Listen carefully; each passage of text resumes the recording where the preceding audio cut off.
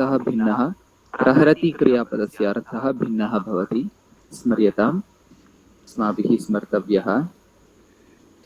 भीमः दुर्योधनं प्रहरति, कर्मपदं भवति, वदन्तु वाक्यानि। अध्यापकः छात्रं प्रहरति। उत्तमं। स्थूला बालकः कृशः बालकं प्रहरति। उत्तमं मतः। स्थूलः बालकः आपदवादीन् प्रहरन्ति। मतः पुनः वदतु। आरक्षकाः आपदवादीन्, टेररिस्ट गुरुजी। आपदवादिः, अस्तु मतः। आपदवादीन् प्रहरन्ति। उत्तमं मतः। जनाः चोरं प्रहरन्ति। जनाः चोरं प्रहरन्ति, सत्यं। स्कन्दः तारकासुरं प्राहरत्। प्राहरति, अस्तु मतः। माता पुत्रं प्रहरति। प्रहरति। दुष्टकार्यं कुर्वन् बालकं माता प्रहरते। उत्तमं। मल्युद्ध कुर्वन् बालकं वा कुर्वन्तं बालकं वा मातः? कुर्वन् செய்யக்கூடிய சிறுவனை செகண்ட் கேஸ்ல தானே வரணும் இல்லையா மாத்தா? குர்வன் இது ஃபர்ஸ்ட் கேஸ், செய்யக்கூடியவனை அவனை அப்படின்னு செகண்ட் கேஸ்ல வரணும். யா குர்வன் குர்வந்தௌ குர்வந்தः குர்வந்தம் பாலகம் மாதா தாரயति। कुर्वन्तम् आम् माता सम्यक् किञ्चित्। मल्युद्धकाக परस्परं प्रहरन्ति वा? अस्तु। जी धोनी महोदय कन्दुकं प्रहरति वर्मा जी। ताडयति इति आं वक्तुं शक्यते, पन्द अडितल् देन प्रहरति एव। अस्तु।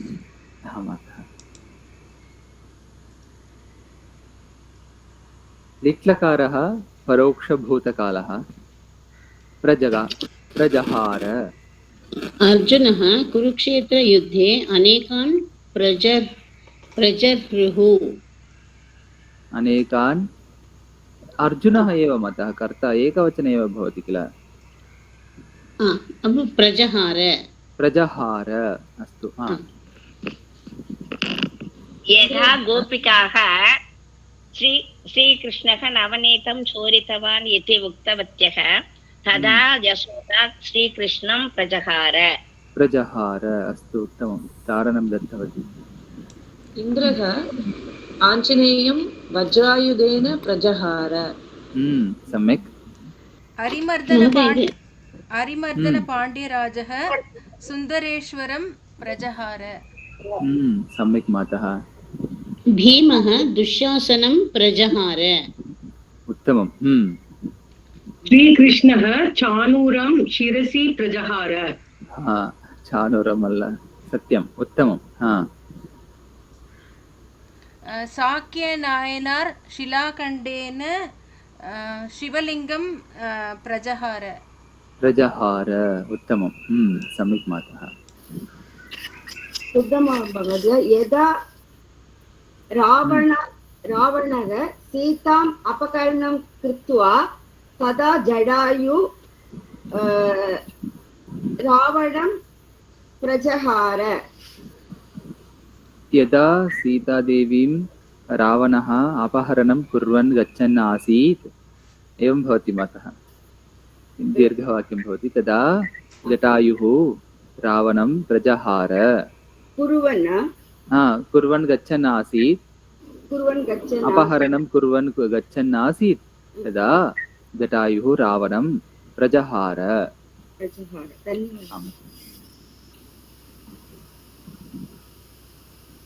सम्यक्, प्रजहार अथवा प्रजहृतुः। पाण्डवाः कौरवान् प्रजहृतुः। प्रजहिहृतुः, इर् रकारः तत्र उकारः भवति, ऋतुः इति, प्रजहृतुः।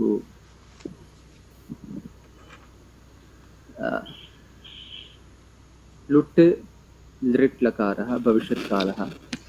अम्बा पुत्रस्य वस्त्रं दृष्ट्वा प्रहर्ता। अडिपाल् तैलपाः मशकाः प्रहरिष्यामि। अद्यतन भविष्यत्कालः। अस्तु मतः प्रहरिष्यामि। हा पितामही न कदापि पौत्रान् प्रहर्ता। अस्तु मतः। महोदय अग्रजा अनुजस्य गृहपाठं परिशील्य अनुजं प्रहरिष्यति। उत्तमम्।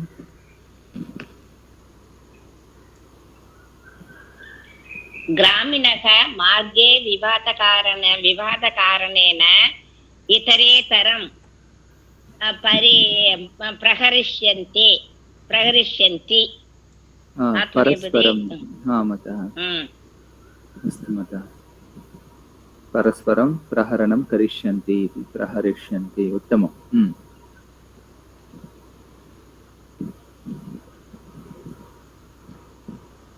सम्यक्। लोट् लकारः प्रहरतु।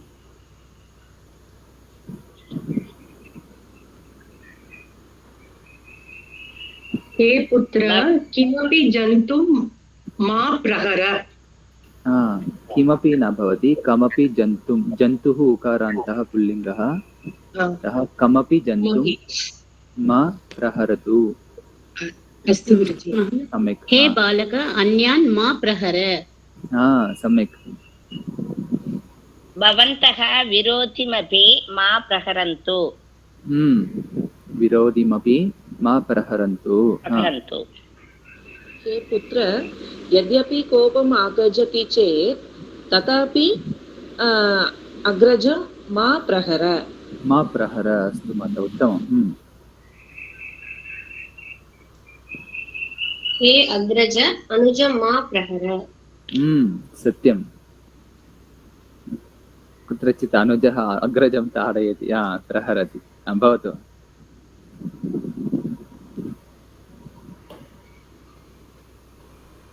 लङ्लकारः भूतकालः प्राहरत्। क्रीडाङ्गणे बालकाः क्रीडितुं समये प्राहरन्। क्रीडनसमये प्राहरन् अडितुक கொண்டார்கள்। महोदय क्रीडितुं समये वर्णमा क्रीडनं समये वर्णमा। क्रीडनसमये भवति माता। तत्र तुमुन् केङ्गसमये क्रीडितुं विளையாடு நேரம் इति क्रीडनसमये भवति माता। क्रीडितुं तुमुन् प्रत्ययस्य आवश्यकता नास्ति तत्र। धन्यवादः। स्वागतं माता।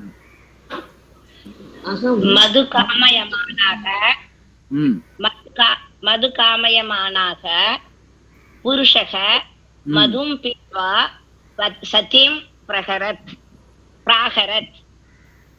पत्नीं वा? पत्नीं सतीं पत्नीं प्राहरत्। अस्तु उत्तमम्।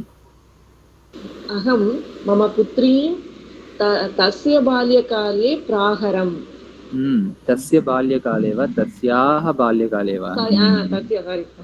तस्याः बाल्यकाले प्राहरम्। सम्यक्। प्राहरम्। गुरुजी इदु सरियागि पारुंगो।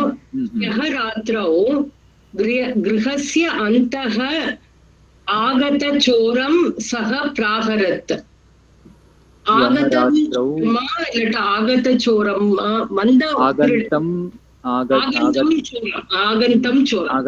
आगच्छन्तौ आगच्छन्तः आगच्छन्तं चोरं सः प्राहरत्। वन्दतिरडने। सत्यम्। उत्तमम्।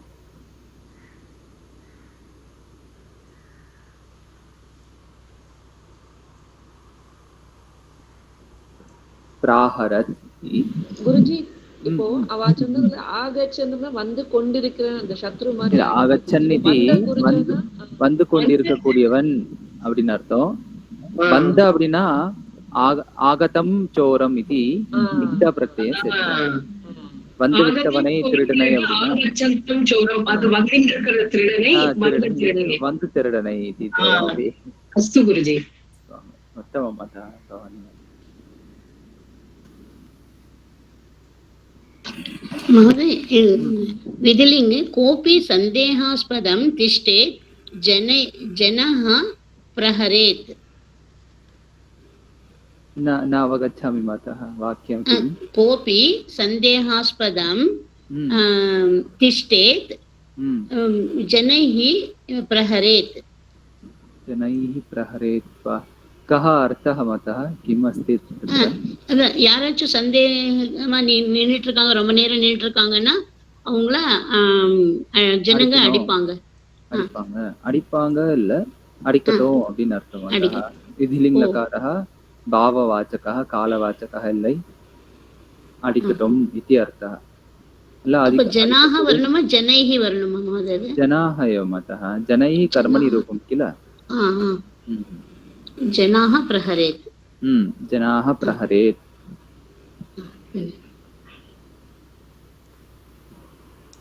सरि जनाः बहुवचनं प्रहरेयुः जनाः प्रहरेयुः इति भवति चलनचित्रे नायकः खलनायकं प्रहरेत्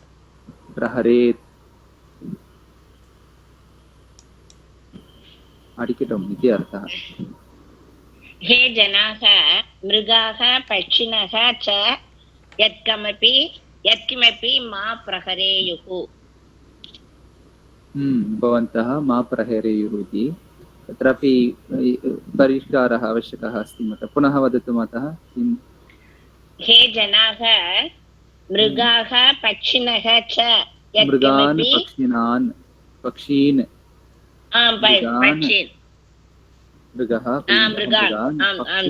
मृगान् पक्षीन् च यत्किमपि मा प्रहरेयुः हे जनाः भवन्तः मृगान् पक्षिणौ पक्षिणः पक्षिणः एव भवति गुणिनशब्दवत् पक्षिणशब्दः भवन्तः मृगान् पक्षिणः च यत्किमपि वा यत्किमपि मा प्रहरेयुः इति तत्र यत्किमपि इति न भवति भवति प्रातिपदिकेन वदति तथापि यं कमपि इति भवति मत अथवा यान् कान् अपि इति भवति बहुवचने किल अतः यान् कान् अपि मा प्रहरेयुः उत्तमम् अतः उत्तमम् अतः आशीः इच्छा अथवा आशीर्वादः मामल्लपुरनगरे शिल्प्यः शिल्पं करणार्थं तक्षण्यां शिलाखण्डं प्रहरेत् प्रहरेत् इति विधिलिङ्गकार आशीः प्रह्रियात्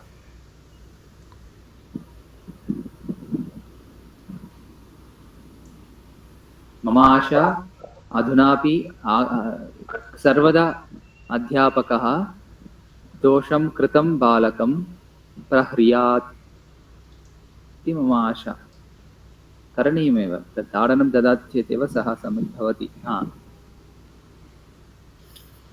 वीरजनाः दुष्टजनां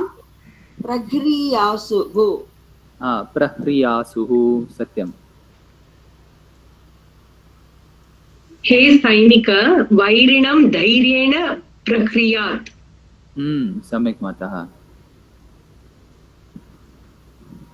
भवान् धैर्येण प्रह्रियात् उत्तमम्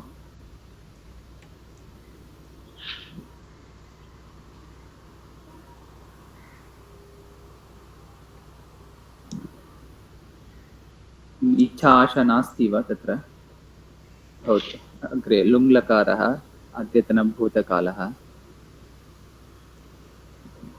சரியா பாருங்க அகம் அத்திய பிராतः काले வினா பஷ்யம், அதாவது தெரியாம கவனிக்காம பார்க்காமன்னு சொல்லுவோம். பார்க்காம வினா பஷ்யம் ஏகம் பிபீலிகாம் பிராஹர்ஷம். प्राहर्षम् अस्तु मातः। அது கரெக்டா குருஜி? பார்க்காம तत्र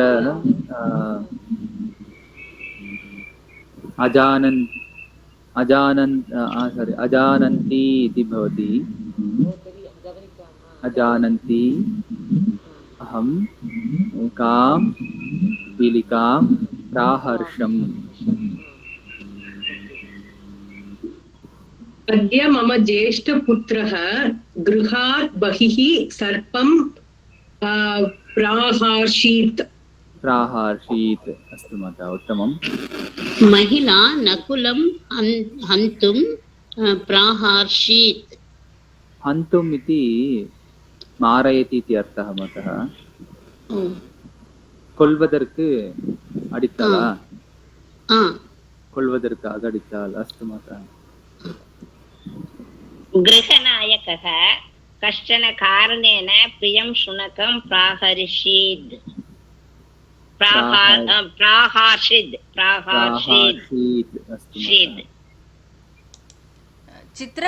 कश्चित् कारणेन इति न भवति किल मातः? कश्चित् कारणं केनचित् कारणेन, तत्रापि समानविभक्तिः भवेत् किल?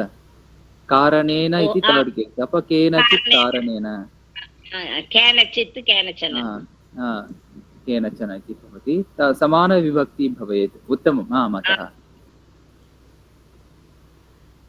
चित्रकथायां टाम् मार्जारः जेर्री मूषकं प्राहर्षीत्। अस्तु मातः, उत्तमम्। नृङ्लकारः कारणं कार्यं भवति यत्र तत्र।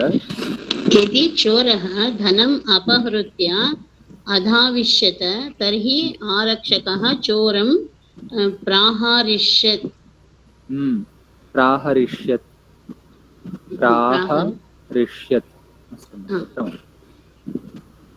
यदि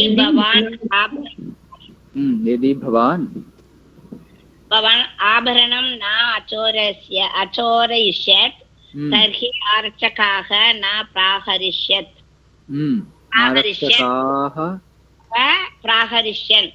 न प्राहरिष्यन्। उत्तमं मातः। यदि जनाः वीथ्यां निदर्शनम् अकरिष्यन् तर्हि आरक्षकाः तान् प्राहरिष्यन्।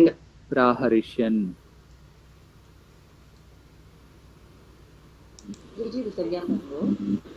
यदि माता दोषान् कार्यान् कुरुतः बालकम् अद्रक्ष्यत् तर्हि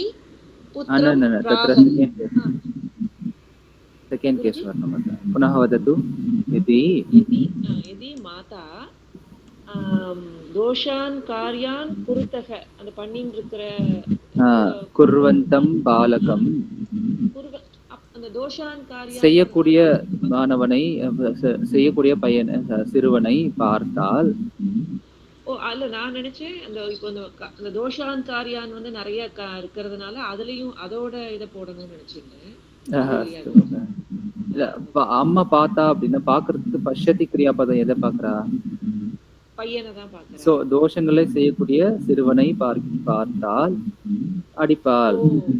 ஓகே, அதாவது அந்த காரியங்கள் நிறைய இருந்தாலும் அந்த பண்ற பையன் வந்து ஒண்ணுங்கிறதுனால அதுதான் சத்தியம். ஓகே, சோ அப்ப यदि மாதா दोषान् कार्यान् कुर्वन्तं बालकम् अद्रक्ष्यत् तर्हि बालकं प्राहरिष्यत्। सत्यमाता अद्रक्ष्यत्। नमस्कारं जी। नमस्कारः मातः। वदतु वदतु। वयम् अस्माभिः मनस्ति तिष्ठत संभवान् दुःखसंभवान् प्रहरेम। நம்ம மனசுல இருக்கிற துக்க சம்பவங்களை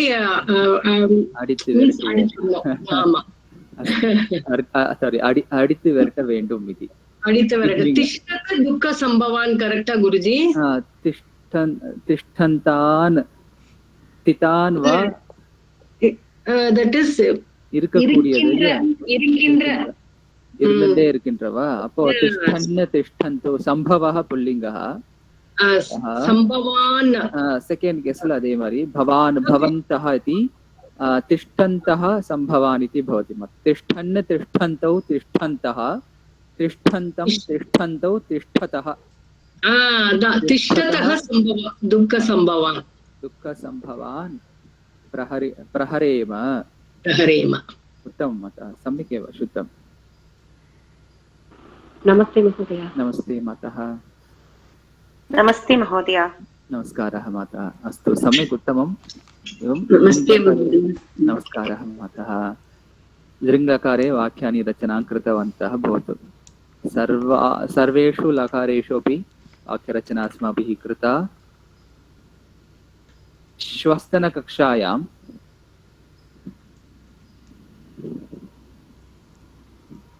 विकसति नमस्ते जी नमस्ते नमस्ते मातः विकसति इति क्रियापदम् तर्हि श्वः विकसति क्रियापदस्य रूपाणि पठित्वा आगच्छामः अत्र वि उपसर्गः कस् धातुः विकसति इति क्रियापदम्